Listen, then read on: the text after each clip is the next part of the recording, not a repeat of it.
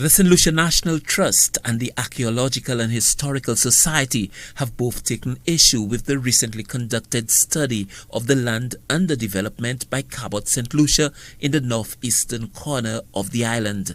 The two organizations, both charged with the preservation of Saint Lucia's heritage, conclude that the Cabot-sponsored study is flawed at its core.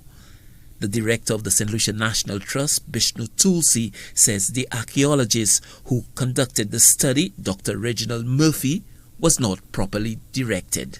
According to the archaeologist, Cabot directed them to two areas to investigate, which we know will not have artifacts. One is the beach, and the other is the area that was already excavated by University of Leiden University and the University of Vienna many years ago. So we get a sense that this study was just done to check that box and not really to find out what is there. Tulsi argues that the study was incomplete and therefore not a true reflection of the reality of what he says is the rich archaeological heritage of that section of the island.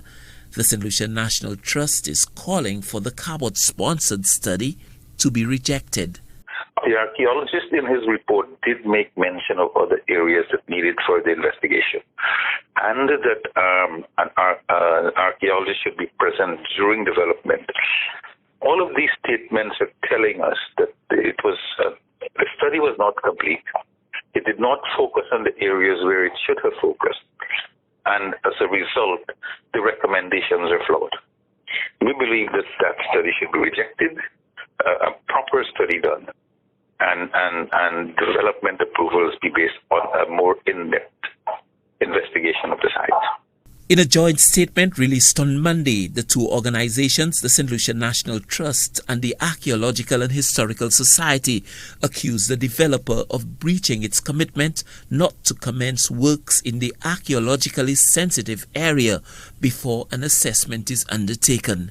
The two organizations charge that Cabot Saint Lucia failed to engage the Saint Lucia National Trust during the conduct of the study and further accuse the developer of breaching due process by releasing the report's findings ahead of the consideration of the findings by the Development Control Authority and other referral agencies.